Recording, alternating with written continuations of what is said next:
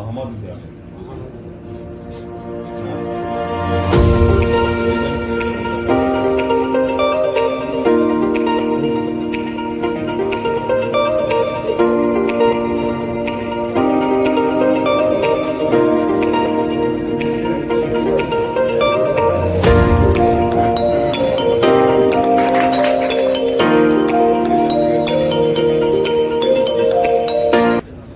Alhamdulillah, mbe mali actu mbafo e analila anka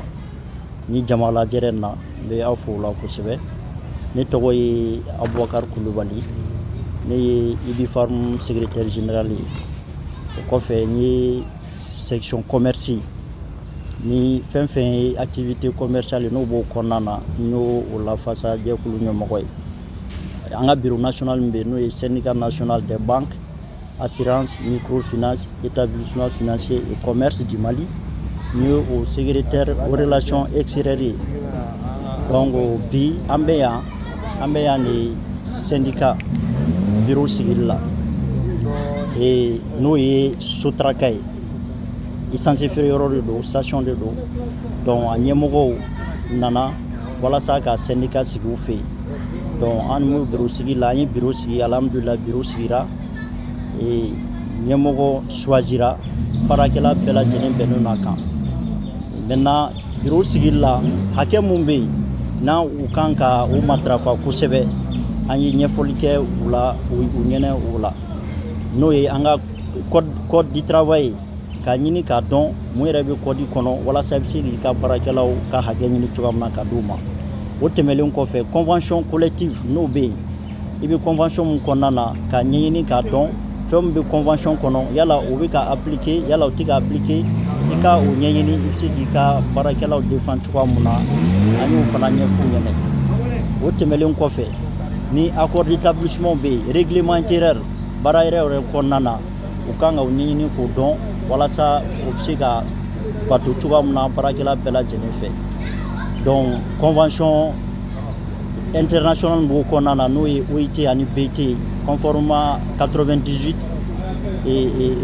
BT ani bela jene nyefu ngene ani anga chara gafe sumba era konana na amba foma ko constitution no e article 20 c'est-à-dire liberté syndicale mbo konana ani article 21 et les droits de grève et conformément aussi à L157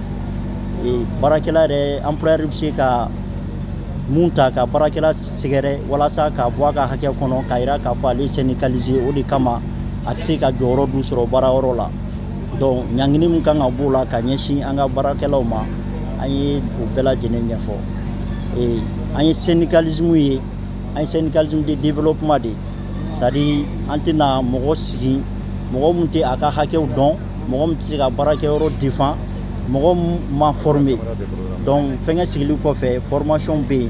amena ou former bela jenenga se ka formation soro wala sa ou se ka uga hakew nyini choga muna ka di barakela uma donc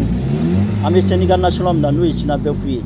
uka deme buye ko sebe syndicat national no isina befuye anga soutien buye ambu deme ou be yoro ay on va veiller à ce que bela jenenga bla aka hake kono parce que bureau ni resigili na fambaw ye jumay barakero mune do ou kelente ka sharia o respecter ni ala je pompisi nunundu ou be yele sogoma ou se ka clé fla clé sabake baraworo la ou tcso sari bara code de travail respecter l'inte convention mbubulu asima respecter aluka contrat konana no e 40 heures no kanga labato o malabato donc abe yini barakela ou fe no employeur ye ou ka barake eru labato